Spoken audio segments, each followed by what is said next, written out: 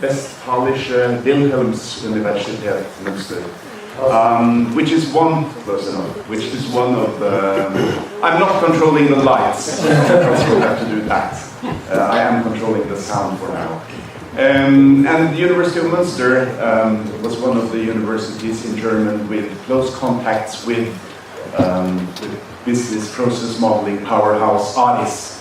In fact, Michael's PhD supervisor was again a student of Dr. Scher, who was the founder of ARIS. So in one sense, he is the grandchild of ARIS. And I think that kind of set the path for large parts of your career, this early interest in both in conceptual modeling, process modeling, in process management, and in the wider enterprise context. I met Michael for the first time almost 20 years ago, at the end of the 90s in Brisbane, when you visited the Queensland University of Technology, UT, for the first time, and you soon joined them and became faculty, and relatively soon a professor. You rose in the ranks, and along the way you have built up and led one of the largest and strongest business process modeling groups, I think we can say, in the world. And you're also today the head of the School of Informatics, and I think that's pretty close to being a dean, or maybe the same thing. I'm not sure about the systems already. You've got lots of academic papers under your belt, several hundred, and you're also much quoted today. And we see you regularly on the editorial boards of international prestigious journals and chairing for very well-established international conferences. Your early research interests, of course, had to do with conceptual modeling in general, and in particular business process modeling. You had an early interest, of course, in uses of business process models, but in particular an interest in quality. And you were among, as Brian talked about yesterday, among the early starters when it came to using ontology to assess and evaluate and try to improve the quality of business process modeling applications. Since then, over the years, you have diversified quite a lot.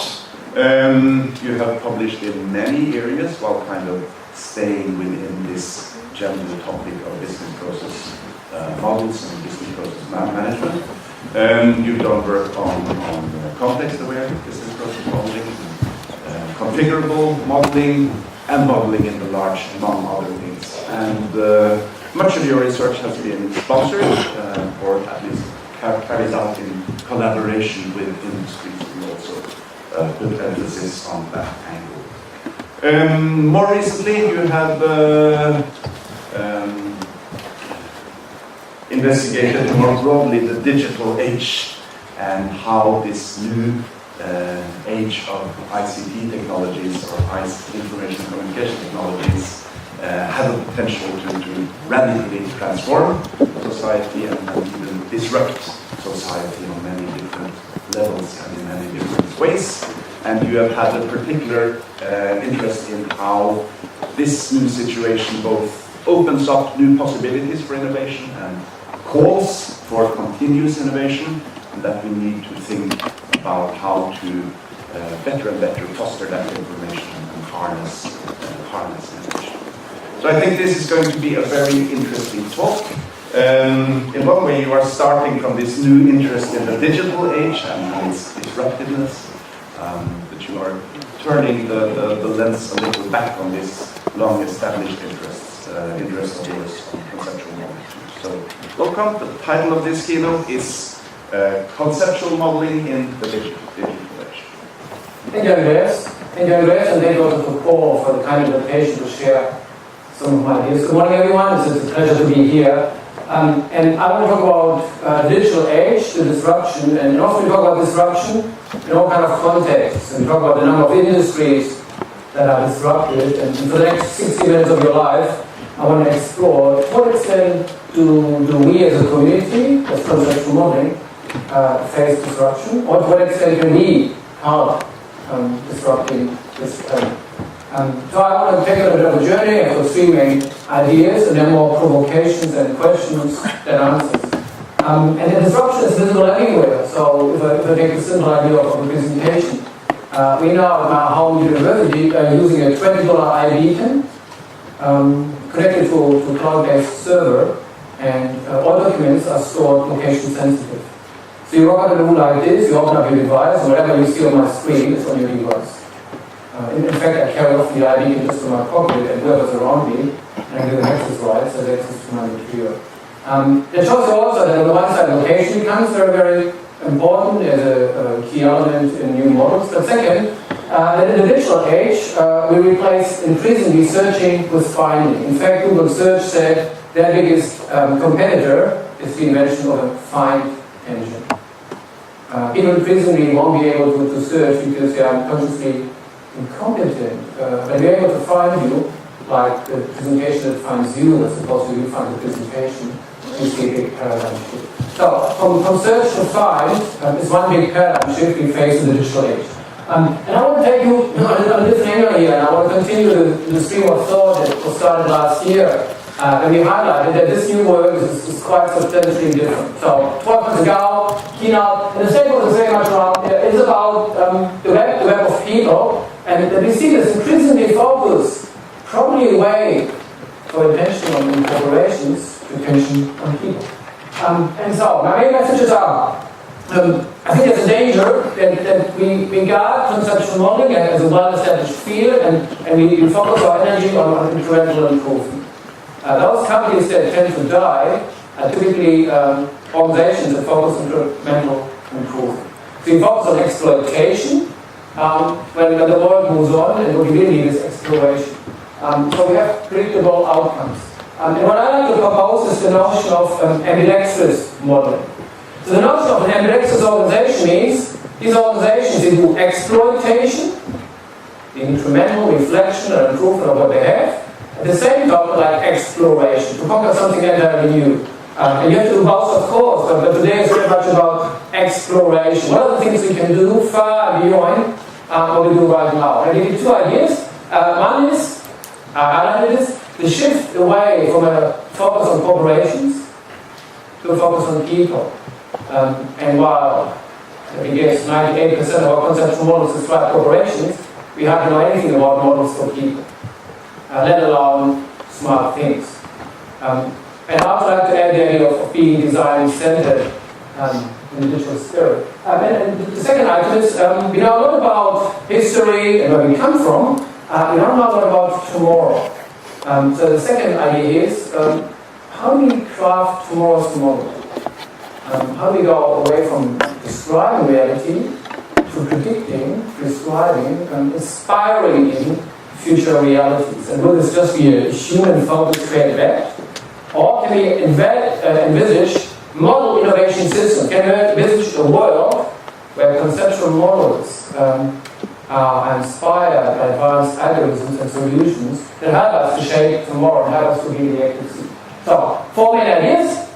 The first one is around people and things, smart things, and what does it mean to model them.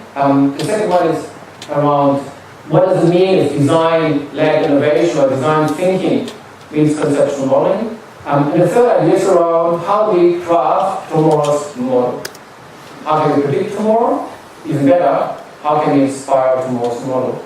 And then let's wrap this up with a strong focus on exploration. What we as a community can do to focus more on the unknowns, the areas that we are unconsciously incompetent as opposed to incremental improvements. So, first thought, as Andreas highlighted, since probably the 80s, we spent a lot of energy to understand corporations. My academic grandfather, Professor Scheer, invested a lot together with large corporate players in the unpacked the data, the processes, the service, the structures, the objects of large corporations. Today, this could be regarded as a commodity. You can get company size, country, industry, and it's highly likely you get a starting point, you get a conceptual model. You get a good starting solution that yes, is incrementally improved, but today we very much have conceptual models that describe, maybe not always best but advanced practices in many industries. They help us to convert these models into real-world scenarios. We automate, and companies are striving to fix the problem, to eliminate rework, to get faster, to replace variation waste of human labor, and we call this the age of automation. Very predictable outcomes, we do this incredibly well, and it's analysis intensive. So we know what business analysis is, we know what process analysis is doing, there's stock standard expertise, and we can articulate. Now, in the age of digitalization, we move from the left to the right side. Also, the left side is not good enough. Large corporations that have been brilliant in the age of automation don't exist anymore. And so the digital age, the world is slightly different. The digital age empowers the particular people much more than corporations. For the very first time, we build software for people as opposed to software for corporations. And for a long time, it was our business model, but now we see the emergence of solutions. It's very much now in focus. So all of a sudden, it's not about what is broken, but what is possible. A large bank we work with asked us 10 years ago, can you help us to craft a model, analyze, and improve a certain process? They asked us 6 months ago, what can we do with location-based services? The first one, inside out. The second one, outside in. The first one was about looking at the corporate reality, modern corporate reality, spot the problem and fix it. The second one is look outside the corporations, spot what is possible, and then try to explore where it can be utilized. One of the large mining companies gave us 5 Google glasses and asked us where can we use those. They were interested in the solution, they were interested in the process we are using to find which of those 4,000 process models would benefit most. So the digital age is about capitalizing opportunities, and they are design intensive. So we craft what is possible, how tomorrow could look like, as opposed to how today could look like. So, Andreas described it, that's what we do really well. These are typical data models, process models, probably the largest conceptual modeling artifacts mankind ever engineered. Hundreds, thousands of entity types, activities, control flows, highly connected on different levels of abstraction. Well understood, well supported, and that was the age of automation. Now, in the age of digitalization, the world looks different. People don't come to corporations, but as I highlighted, corporations take part in the life of people. In the medical field, we see this, that probably in 5 years, most people won't go to the GP, but might stream some sort of data. Insurance companies take part in your life and insure you based on your traveling, driving behavior. And even the educational field, we see first prototypes where people stream educational content, corrective learning, as opposed to you sitting in a classroom consuming content. So we move from a world where people took part in the life of a corporation to a world where corporations take part in the life of people. All of a sudden we need a new category of models. It's not about shares model, this is how a company works, let's automate it and then expect that people take part in your life. It's about a life where corporations can take part in the world of people. And we've got nothing tangible describing life. So here's an example, MyWave. MyWave.me is what they call vendor relationship management. It's the opposite to customer relationship management. It's a spin-off, in fact created by former CEO of SAP. It's a life system. It's a system for people. It's like an enterprise system for families. Where you describe your life and you let corporations selectively take part in your life. It's not like people in the United States, when you share your dynamic location, you don't send you a taxi. The fact that you arrived at an airport that is not yours is a trigger for Uber to come. Uber takes part in your life. So, MyWave is probably one of the first advanced VRM solutions. And so all of a sudden, the terms and conditions shift from the corporations to the person. How does VRM look like? How does life look like? What matters in your life? So, this is known as digital life models. So this is about more or less using what we know about conceptual modeling, but instead of modeling corporations, we start to model life. In the educational field, we know this a little bit, but not a lot. So it really is true what Michael Osborne said from Oxford University, that 47% of all jobs will be gone in the next 20 years.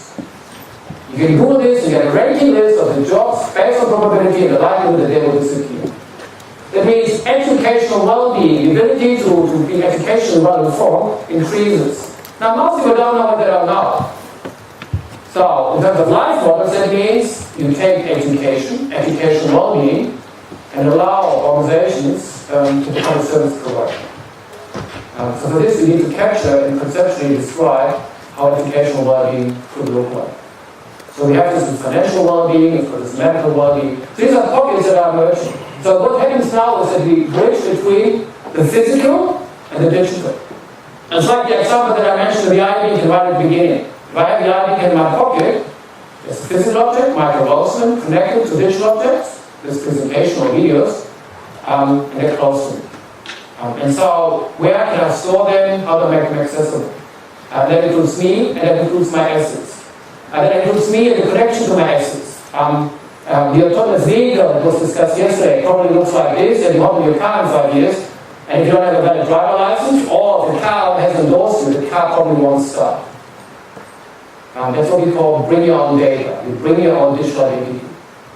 We work with a retailer, and their idea is if you tell me that you have a certain allergy, at the checkout, we prevent you from buying certain items. So this is a world where people will bring their own data.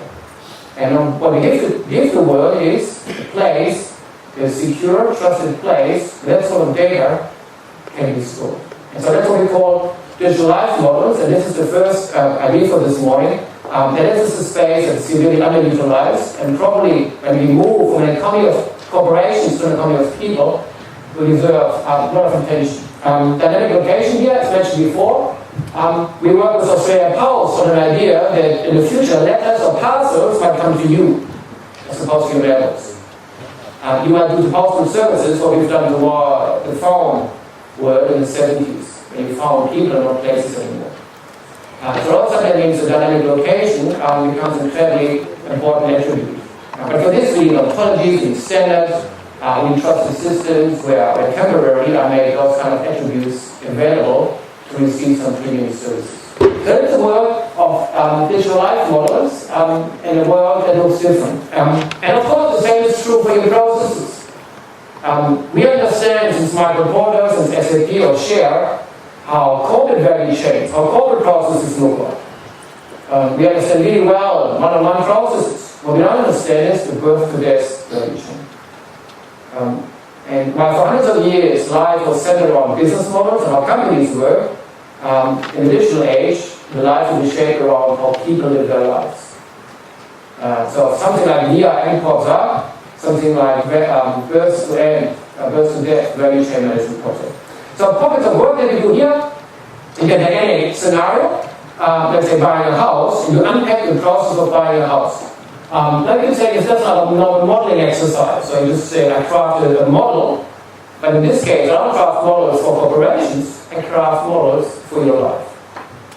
And all of a sudden, we have personal recommender services popping up. We have services that guide you through your life, and what Google now is doing in this space is one step in this direction. So the future is opportunity rich, we don't know what we don't know. The livelihood, medical, financial, educational, cultural well-being, we have an appetite to be guided, inspired, and informed creatively will increase. So personal data models, personal process models, probably will be a huge space, which is not just yet another content-driven modeling exercise, but we also need to unpack what is so unique about these spaces. So these models are not driven by corporate compliance. They're not driven by industry best practices. These are mass personalized models. So we don't have the same scalability. We probably don't have a word where I give you 400 entity describing a corporation. In the age of automation, in terms of scale and standardization matter, in the digital age, personalization matters. So we'll never again see the same scale effects that we had in the early modeling artifacts and high economies of scale. These will be highly personalized conceptual models. And so how do I tailor, individualize those sort of models? And what can I rescue from corporate models? As opposed to what are the challenges? Will be massive challenges for the conceptual modeling community. So these are the first two ideas, from the economy of corporations to the economy of people. And as highlighted yesterday in the other talk, the third type of economy that's facing us is what we call the economy of things. So the economy of things, on the other side, you probably don't have a human being, but some smart device. That's a car that tells the insurer I had an accident. That's a house that tells the insurer I'm about to be flooded. That's a car on Monday morning that says I need a car insurance.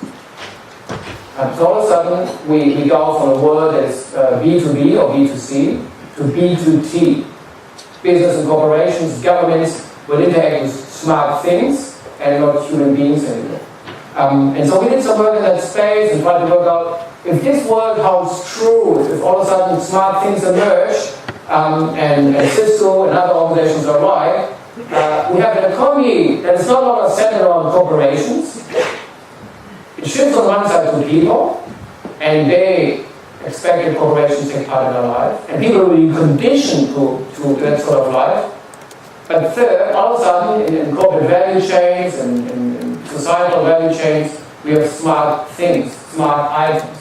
So, that could mean that in a car, like the Tesla car, we also have very different actions. Probably you all know that I think Tesla is working on the autonomous vehicle, but the autonomous vehicle will come to you as a software upgrade. So you drive a Tesla, and one Monday morning you download software, all of a sudden your car is semi-autonomous. You don't buy a new car, you get a software update. Tesla recently, I think, sent a notification to people driving through the US and said, you're about to face a thunderstorm, you better download this piece of software because it increases your windscreen wiper. You will need this, the speed of the windscreen wiper. So these are location-based solutions where software, location sensitive, dynamically location sensitive, will come to you. So same paradigm, not searching, but finding. In this case, I find you based on where you are with your car to make your life more convenient.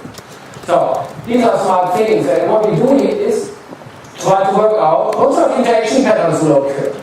So the idea is very much, can I inspire corporations? Can I inspire autonomous vehicle providers? Can you inspire people? Can we craft conceptual models, not describing what is possible today, but what is emerging tomorrow? So these interaction patterns could look like this. I will describe key elements. So elements that have a more material core, a smart thing. Elements with a more social core, human beings or businesses. And then you describe those sort of interactions. So different patterns are here. So they describe different ways of how communication could look like. So a smart thing could talk to a corporation directly. There's a car that has an accident telling the corporation, I need ambulance services. Because the current owner is subconscious. It could be the thing talking to the person talking to the corporation. It could be a thing talking to a thing. So what we try to work out is, in an economy of corporations, it becomes an economy of people and an economy of things, what sort of interactions take place? So all of a sudden we need, and here's some examples, we need interaction patterns that are totally different to what we see right now. And the idea is now that conceptual models all of a sudden craft emerging possible futures. And all of a sudden we are not just capturing, like in the old days, we describe how human works, existing realities, but we start to shape future opportunities. So these are typical interaction diagrams. But the key idea is now that the disruption is the emergence of a smart thing, and it's autonomous, and we need to understand what sort of interactions could emerge in a world like this. And of course, it could be highly composite.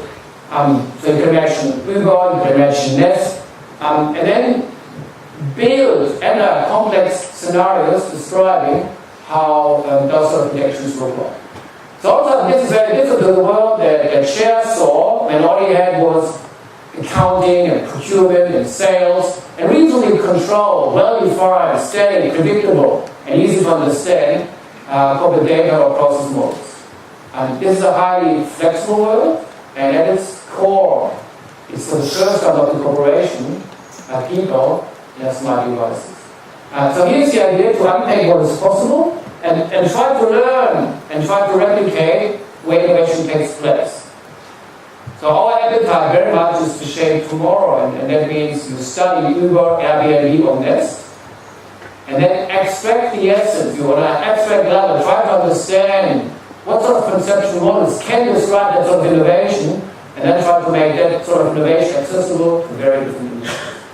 So, item number 1 here is, we see the emergence of two types of economies, the economy of people and the economy of things, and they will require new content that is currently not available. And those kind of conceptual models probably are very different to what we're seeing right now. If you don't shape this proactively, probably conceptual modeling will destroy what is emerging, but not predict what is possible. And so that's what I call research latency. Research latency means how long does it take from a problem or opportunity emerges to research is conducted. Research latency is like a kind of a competitive advantage of a researcher. And the shorter your research latency, the sooner you publish what is needed.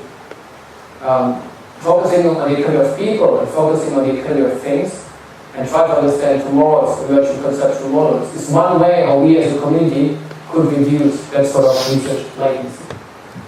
Second idea. The second idea is around design thinking.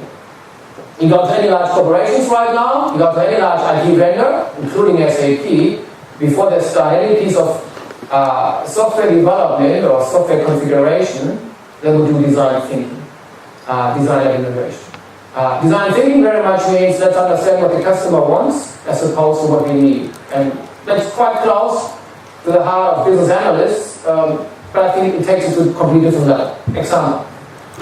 So in the digital age, we have pictures like this. We have individuals who on the one side drive, on the other side use a mobile phone. What's wrong with this picture? You probably shouldn't text or be on her phone. I think 22% of our accidents in Australia occur because of this, 71% of our truck accidents, and 4,500 people in the United States died because of this. We work with an insurance company, and they said, what we do is we develop an app. The app will sense that you're in a car, and we disable your phone. We protect your phone. We protect you from using your phone, we protect your life. It's like Gmail. After 10 p.m., they used to ask you 2 questions to make sure you're sober enough to send an email to your girlfriend.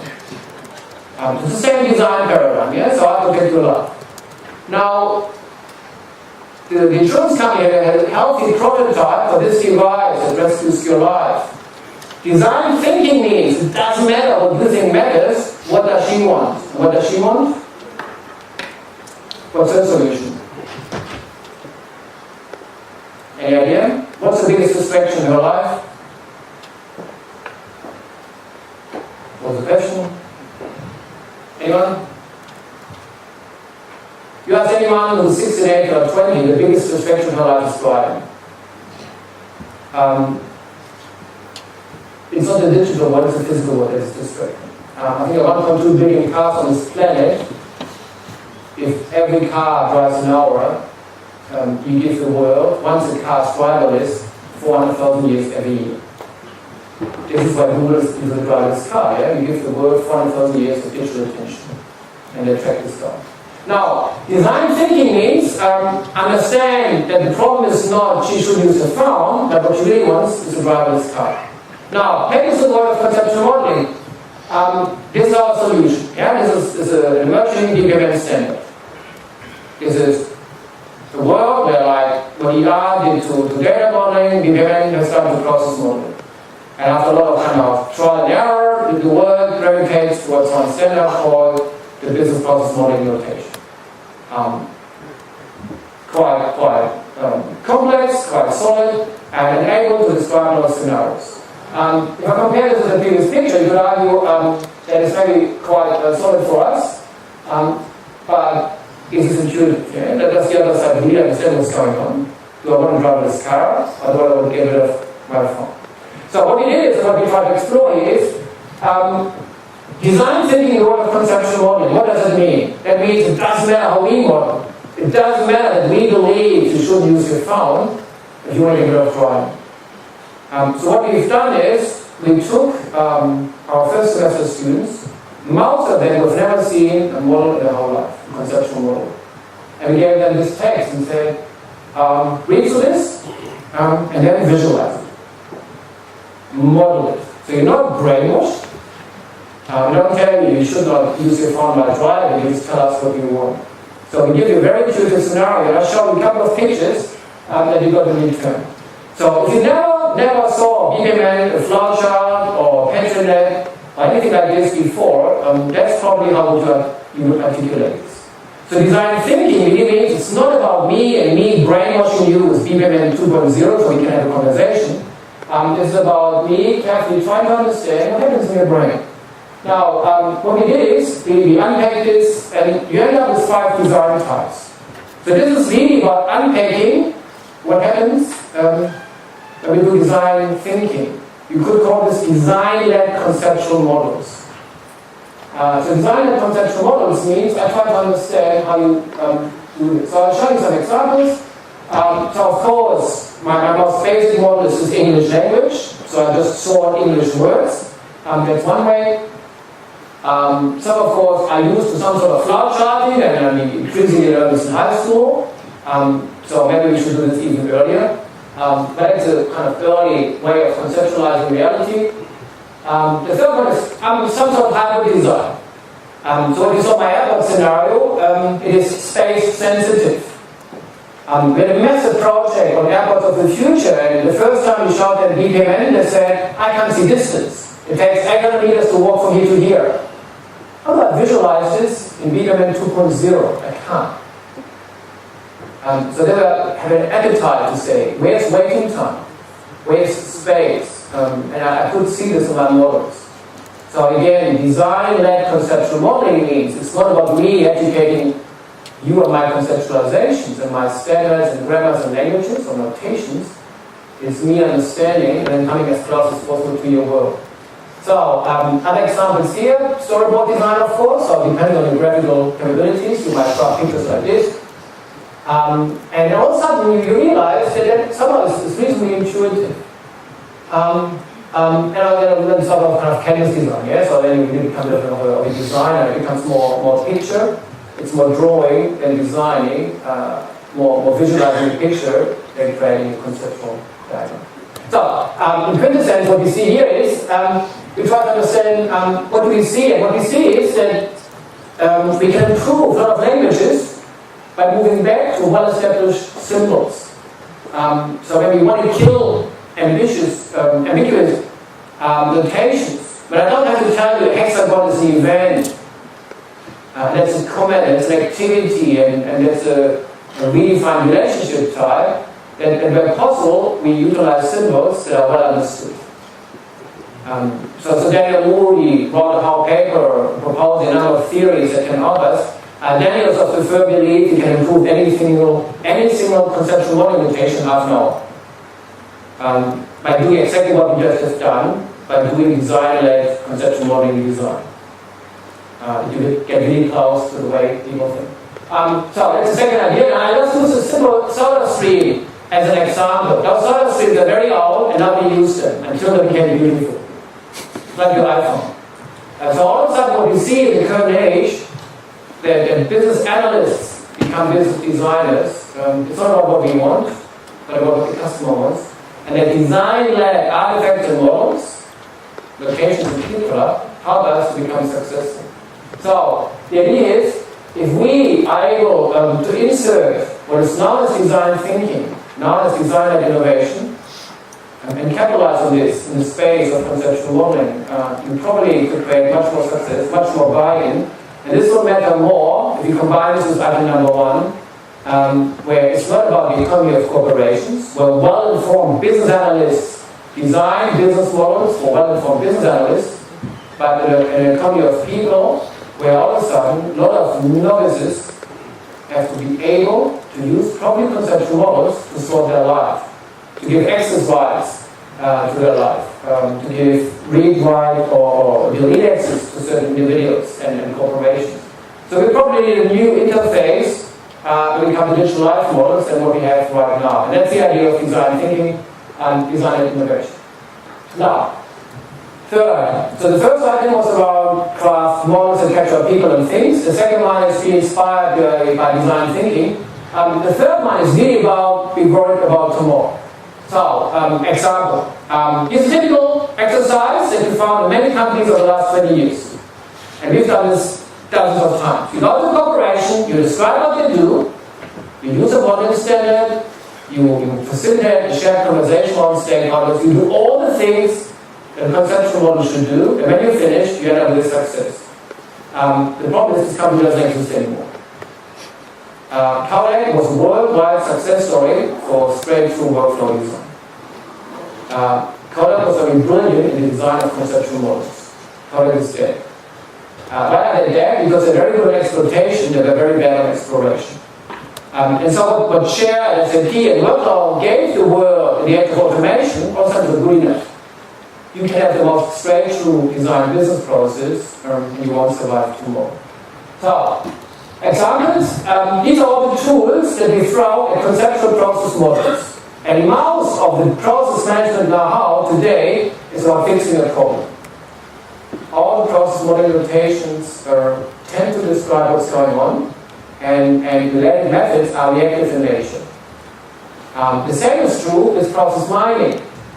You go to today's process management conference, and 70% of the papers are process mining. Process mining typically ends today. We capture the last 6 months, we understand what went on, and then we derive, and where possible, automatically design process models. We start to automate the act of process modeling. But we only do this until today. We assume that tomorrow looks like today. Now, every single conceptual model is a prediction about tomorrow. Every conceptual model is a sort of forecast for tomorrow looks like.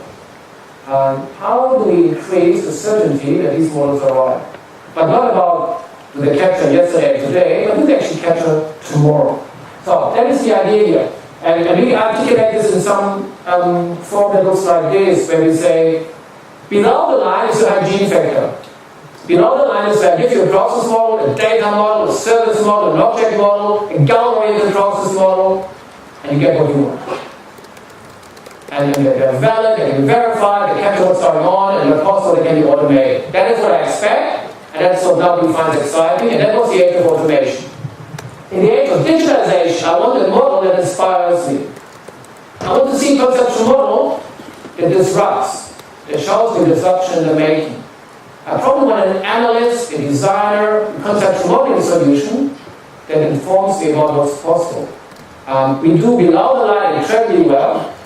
I assume that most papers are helping us to maintain this hygiene factor. We do above the line modeling really poorly. And so that's the age of digitalization, where all of a sudden it's about shaping models for tomorrow as opposed to models for today. And these are models that need to be able to disrupt tomorrow instead of just recapturing what went on. So, proposal now is that we move from the left to the right. And what we do really well today is we have a conceptual model that can be instantiated to database tables or workflows. Over the last 10 years, we got better from moving upwards, and today process mining and related services allow us to take complex instances and derive reasonably advanced process models capturing what's going on. But it's still the left column, both directions. Third proposal for this morning is move to the right and try on one side to work out how do I predict future instances, and that's like forecasting.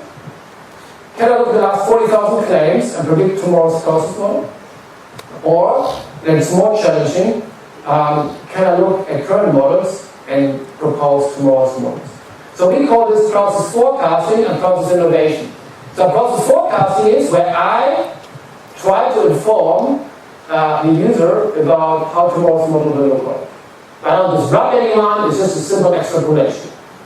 But it's extending the space of process mining into the future, as opposed to process innovation, where we derive entirely new models. So process innovation is really about what should be the next model, assuming that the future will look different. I'll show you a couple of examples.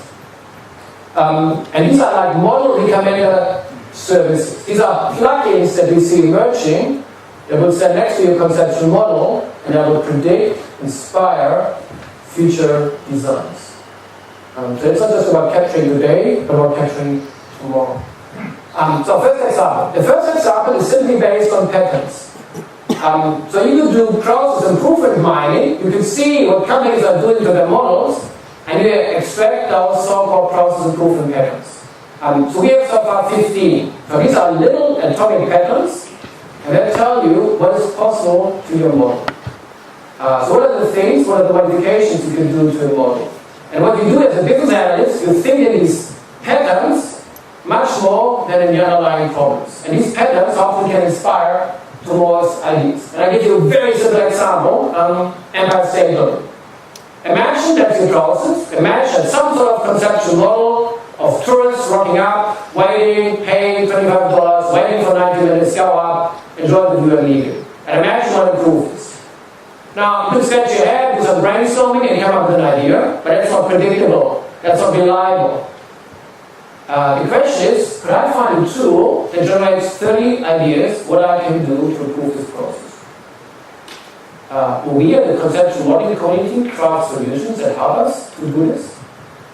So one idea is that these patterns could be that sort of inspiration. So one pattern is called resequencing. Resequencing means nothing else than taking all these elements and putting them into the different figures. So one thing I can do is, I for example could move payment to the very end and say, all I do is I do some minor searching to this conceptual model, and then a big question mark, will this improve my process? Now, payment at the end is a proposal. I still have to contextualize it from a business viewpoint.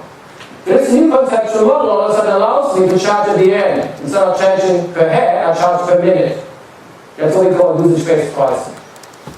When you think like this, in an abstract term, you think about usage-based pricing, you think about delaying payment, you make payment in a B2C scenario the element in your process model that probably could go beyond consumption. And you literally could semi-automate this, and every time you find a payment solution, at least make sure it is considered. And all of a sudden you have a very different business model. But it's a conceptual model that prompts this innovation and also some kind of creative brainstorming session. So that's the idea of these micro patterns. Other patterns could be, you make a step optional, for example. So you can say, where possible, I could trigger bypassing elements. And I could pre-classify the sort of elements that could be bypassed to accelerate the process for certain consumers of this process. So the idea of patterns is that you embed them in your conceptual models and that they trigger, that they inspire the user where possible. But that's one idea. And then what we try to work out is, can I be a bit more normative? Could I develop some, let's say, fuzzy, logic-based functions? Could I articulate the sort of contribution certain patterns have? If I specialize, if I make a step optional, if I eliminate, I probably accelerate the process. Now, depending on what the pattern is doing, and depending on what matters to you and your organization, you can imagine a world where I do some sort of matching of those two functions, and where possible, propose patterns that make sense to you. So all of a sudden, after this ongoing inspiration next to my conceptual models, based on reasonably timeless patterns. And so what we do now curriculumly, we teach patterns, process improvement patterns, to the same extent that we teach conceptual modeling language. Because it might be great in designing a conceptual model, but it is in the future a commodity. What is not a commodity is the creative act of improving this model. And that's something that is of equal value, if not even of higher value. The second idea is, what I just showed you was conscious incompetence. I have to improve this process. When I'm finished, the process is faster. More dangerous is unconscious incompetence. I look at a conceptual model, and I don't know what I got now, and I don't know how else I can improve this model. And so how do I overcome unconscious incompetence? And that goes back to my opening line, that in the digital age, I probably won't search for it, because I don't know that it exists. So searching requires that I'm consciously incompetent. That I'm unconsciously incompetent, and I'm not even smart enough to search. So in a world that is opportunity rich, that is full of digital disruption, that is full of new apps and toys and scenarios and smart devices, I create future realities, and these future realities have to find a way to the model. And so the work will look like this, where we understand that model latency can be reduced. So model latency means how long does it take your conceptual model to reflect a better reality. And there are 3 stages to it. First, how long does it take your model, or the owner of the model, to understand what's possible. That's what we call data latency. So data latency means you don't know what you know now, how long does it take you to overcome this? The second one is analysis latency, meaning how long does it take the conceptual model, now that I've seen this new idea, to understand if it matters to the model? And implementation latency means how long does it take me to individualize this model? Model latency. You could argue codec doesn't exist anymore because their model latency was too long. Their processes were streamlined, exploitation was done well, exploration, innovation or model latency was done poorly. In the future, it probably matters less that you reflect today's reality, it matters more that you change those models very quickly. And the question is, could we at the conceptual modeling community do anything to minimize model latency? So, two ideas what we're working on is, the first one is, you take well-defined repeating items in a model, like an improvement step, and you build a whole repository around solutions, what can I do with approval? So, you got a very large company, most of them have thousands of process models. You run a query, you use a model query, you find any improvement step, and for every improvement step, you give them a list of 5, 10, or 15 ideas what they can do. Most people look at these models, and they're unconsciously incompetent. And because they're unconsciously incompetent, they're not aware of the solutions. So this is not as abstract as the pattern, eliminate, option, or specialize. They are a bit more domain specific. And so what you can see here is, I propose solutions, so how do I make the conceptual model better? Domain specific, meaning depending on the sort of functions you've got. I could go one step further, make it even more dynamic.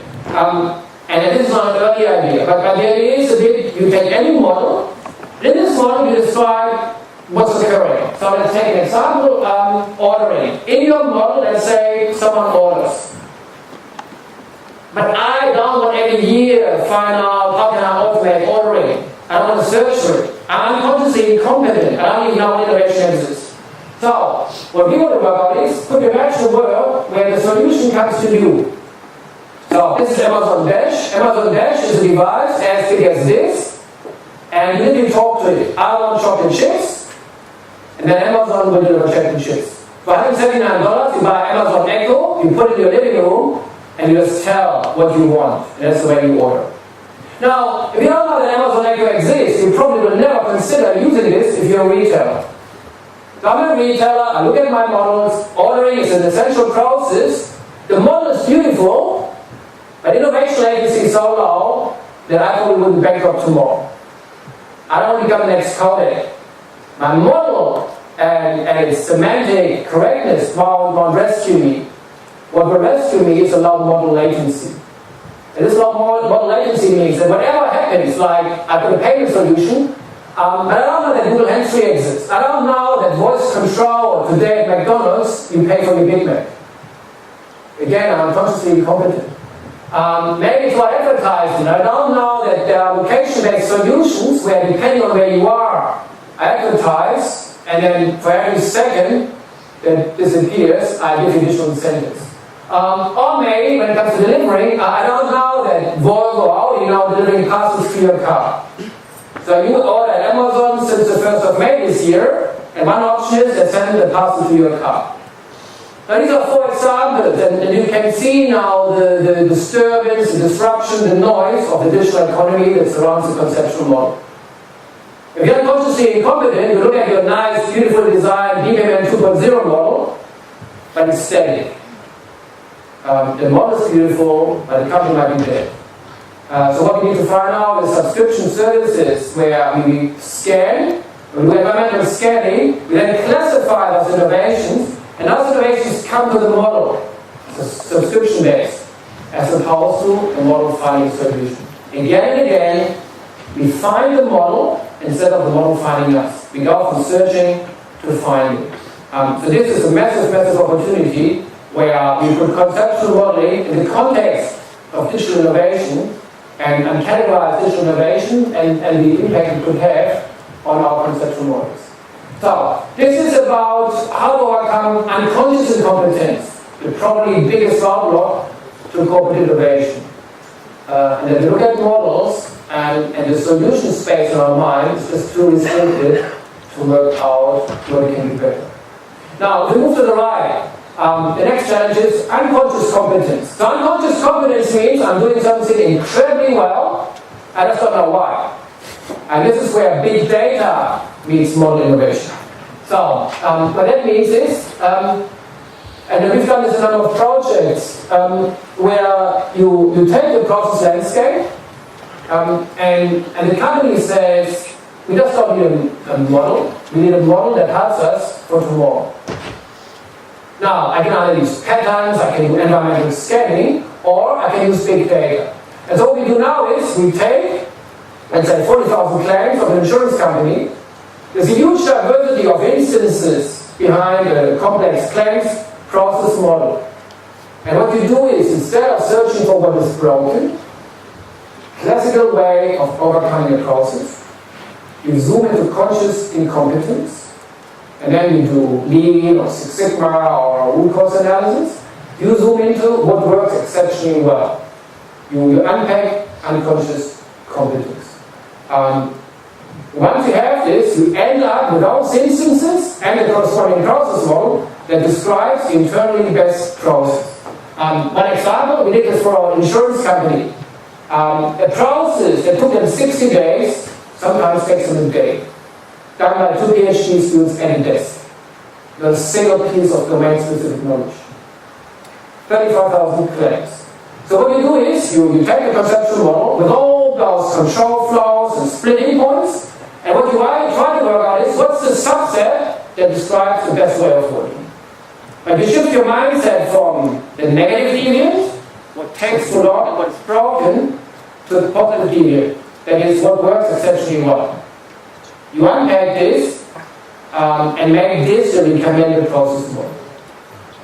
So that's the third way of how we can not just predict tomorrow, but inspire tomorrow. You convert unconscious competence into conscious competence, and you identify the subclass of conceptual models that are desirable. In a lot of big data, typically we don't do this well enough. So that's an automatable opportunity to inspire organizations. We've done this with the largest retailer in Australia, 900 bakeries, and injected $20 million of net revenue by tracking down the most sophisticated process models in an organization that was unconsciously incompetent. Means they execute certain processes well, you just don't know why and which ones. So the way it looks like, you see two models. What you see on the left is in our claim handling process, the one that was fast, and you see on the right, the one that is slow. A lot of rework, delayed decision making, and so on. So these models were derived from analyzing 35,000 claims. A lot of people, a lot of resources get guided by similar procedures, and we allow diverse local practices. What most companies, including this, typically do, they move to the right and try to understand what's broken. What we have done is we move to the left. You do not want to rely on brainstorming as a source of inspiration. I show you the more detailed models here. So you have the positive deviant, you have the negative deviant. You see, let's say, rapid lodgement. You see I make a decision and immediately postpone further decision iterations and immediately lodge payment. So you accelerate the claim process immediately.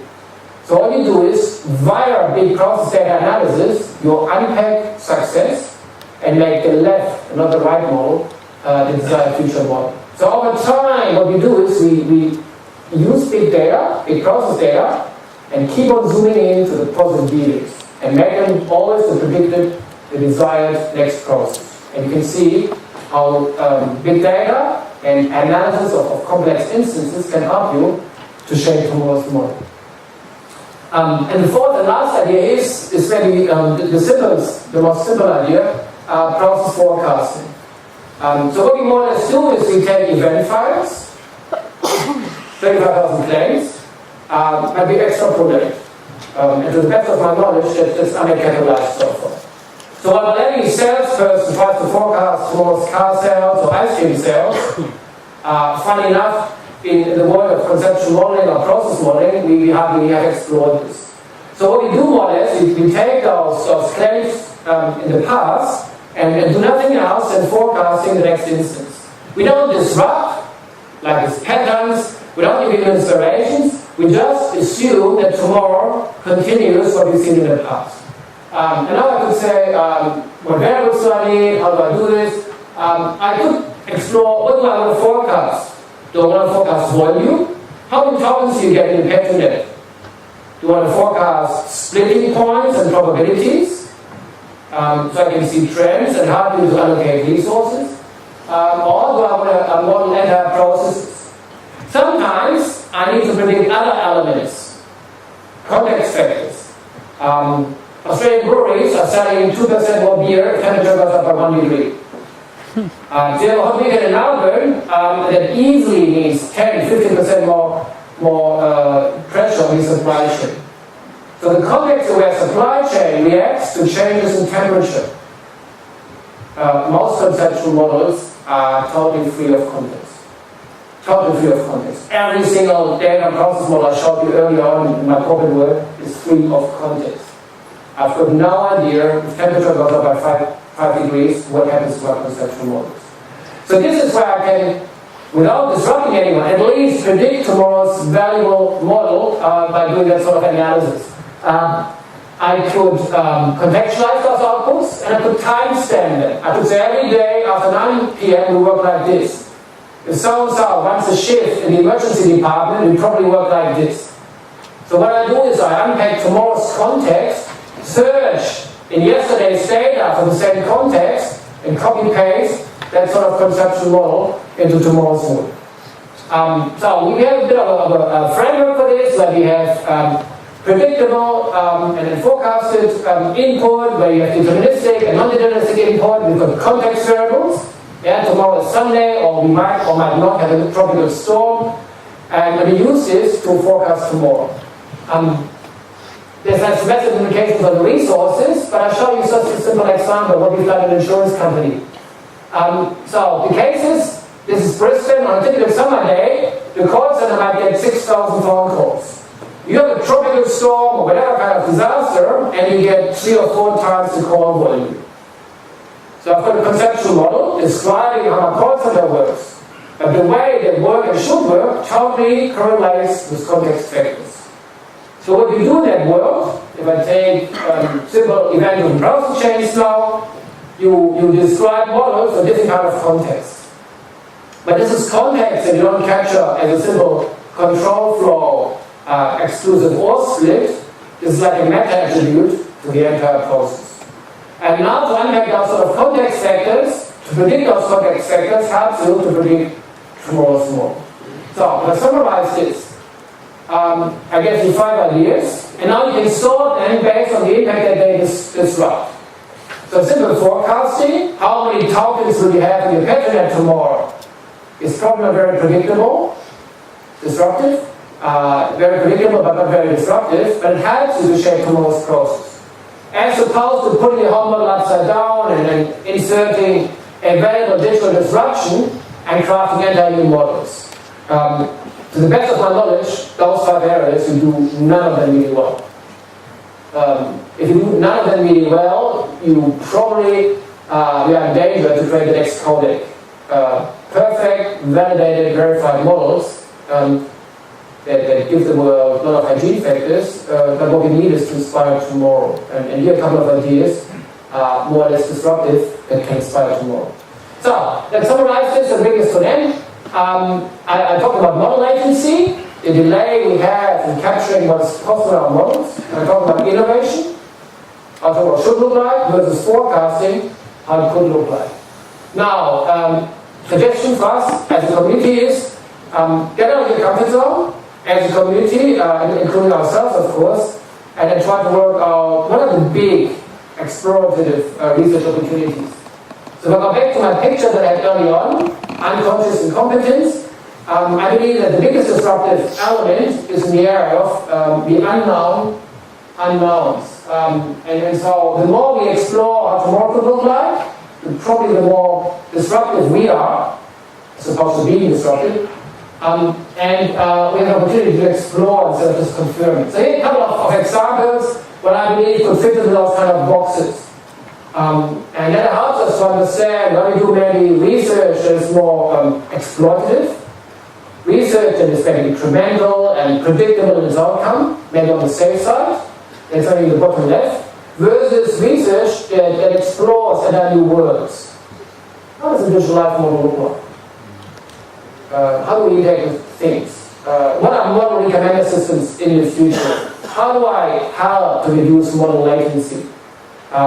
So the idea is to think about conceptual modeling in an ambidextrous way and differentiate between exploitation and exploration. Research that is focused on exploitation is probably easier to publish, but probably less disruptive. Research focusing on exploration, of course, is more risky, but done well will probably attract higher citations and higher impact than research that is exploitative. So, in summary, what I'll try to share this morning is three, what I believe, mega trends. The first one is convergence from focusing on corporations as the unit of analysis, enterprise modeling. And we do this well, we've done this well, and now we can exploit this further. But I believe that life models and describing of things will interact with reality is the big opportunity and creates completely new content and probably other requirements. Second, that focus away from analyzing to designing. By designing truly in the sense of customer empathy, probably will change the way we articulate, visualize, and communicate models. And we need this when more and more people, and not just corporations, interact with models. And third and finally, the idea shift the focus from yesterday and today to tomorrow. Reduce model latency and help the world using intuitive conceptual models to understand not how most likely tomorrow will look like, but how we can disrupt the world for the benefit of people, corporations, and the entire society. So that puts it in kind of three main items I will share this morning, and we've got a few minutes left for some Q&A. So thank you so much for your attention.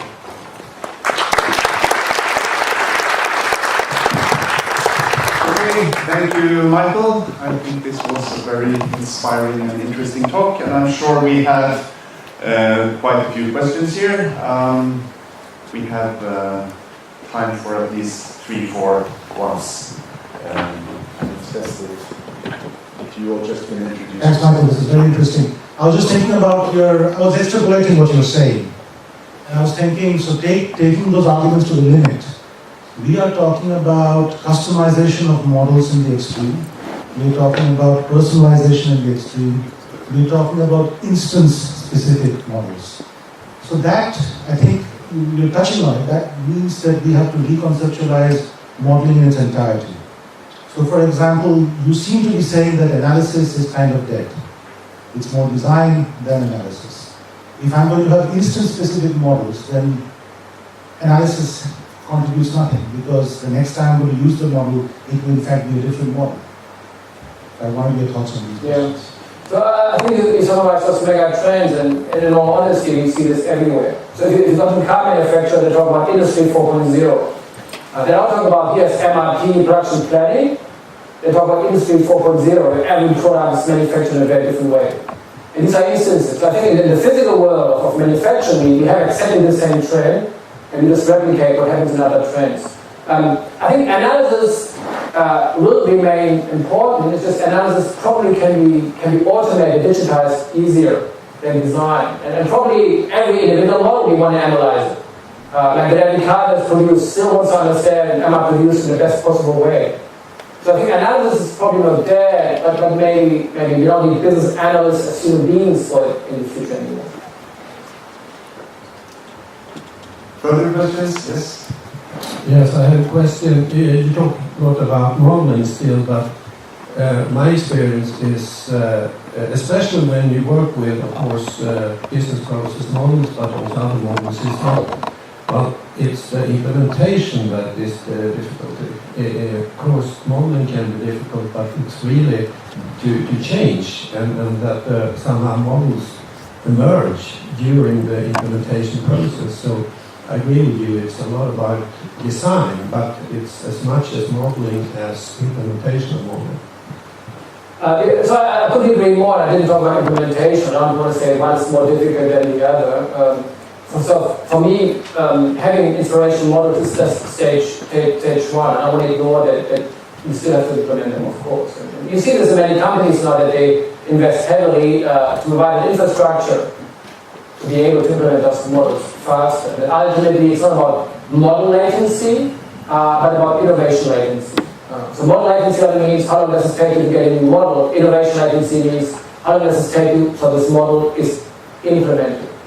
The last 60 minutes were just about models, but I couldn't agree more with you. It comes down to, it is required that they actually up and running and become reality. Yes? Michael, very interesting talk. I'm wondering if I understood well the concept of find versus search. I understand that there is a degree of proactiveness in the find. That's how I got it. But on the other hand, for the user, this may be like find, but for us researchers, this would require a lot of search. In the sense that we need to know what is available there in order to propose as alternatives or as how embedding this in the process. Can you comment on that? Yeah, so of course you're right. So searching in the classical sense, like Google search means a human being articulating manually their area of interest, and then Google on your behalf finds what you're looking for. This just flips it around. It requires this practice element. So in this case, in the Google search, the search inquiry comes before the finding. And here this idea is that finding or searching on your behalf is the first trigger point. It requires, of course, to a large extent events or attributes. You allow me every time you cause an accident to send an ambulance service. You allow me every time you get a new job to reflect on, do you know what you need for now, or do you need an educational upgrade? So it requires that sort of opt-in. So instead of getting a search query, which can be quite ambiguous, I get maybe more well-defined either attributes or life events. So in terms of recommendation then? Recommendation based on a profile or something, or it could be a recommendation or it could be needed implementation. It could mean we have a solution where you say always keep the cheapest electricity provider, always keep the cheapest car insurance, register my kids at the local school the moment they're born. So these are scenarios where I just share my life events. It could be sensors on my body or my desk where you said from the moment something is wrong, GP let me know. So it's not just recommending, it could be an immediate instantiation. So it depends on the nature of the event. But I think if we move from searching to finding, it makes it maybe easier because we don't get ambiguous, vague search terms. We get quite hard-coded attributes. You turn 22, you are unemployed, you are sick, or life events. You have an accident, your house is flooded. how about the Big Brother effect? You know that, I mean, it is a question of opinion. You can say, I like the idea that evidence comes the moment I'm seriously injured. I like the idea of having sensors on my dad, so he doesn't have to go to the doctor. Or you can say, I don't like it. So I know people don't do online banking today for that reason. Okay, I see you first. We have a question there. Thank you for an interesting talk. I have a question about process forecasting. For really understanding the changing process, we need to understand the requirements of change. So, and we know those requirements are not locked in the choices. So, in that sense, we need more enterprises to capture those requirements in a sort of machine readable and analysis. So, we come back again to having more enterprises when we want forecast processes. Is it true? Is it right that way? So, I think the simplest form of process forecasting can be done today. So you can take any event file, and I can predict how many tokens you have on Monday morning. I don't need any more information. If I want to contextualize this, then I need information I currently don't have. So I think I agree with you that if forecasting is a bit more context specific, I probably don't have the information, I need more requirements. But I think right now, event files are undercapitalized, and I can easily forecast so much more, like probabilities and splitting points, without knowing anything else than what I find in log files.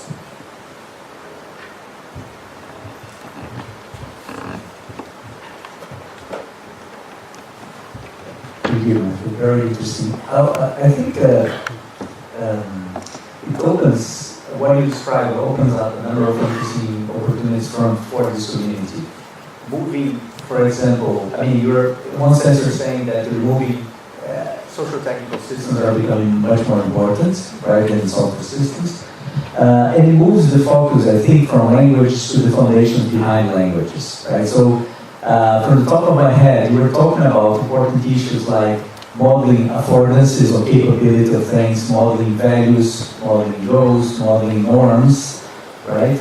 And I wonder if our focus should, I mean, we're still trying to understand objects and classes and events, which are much simpler things, right?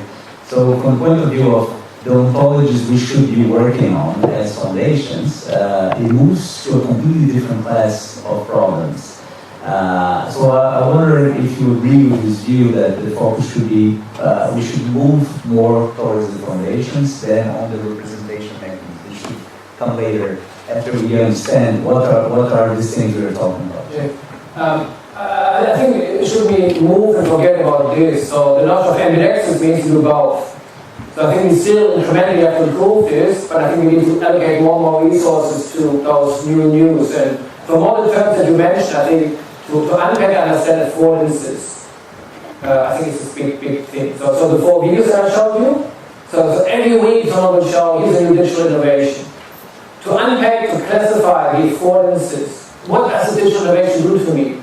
And then to map this against the required affordances for models that don't even know what they want, I think it's a big challenge. I think goals and norms, contracts, we know a bit how to model this, but affordances could be the big broker between what is needed and what is possible. Okay, thanks a lot, Michael. I think we are rounding out there. Thanks a lot for a very interesting talk, and also for the many interesting questions. And I have the pleasure from the local organizers to give a handmade and hand-painted Swedish dollar horse. Wonderful, thank you so much. And we have Eric, you were going to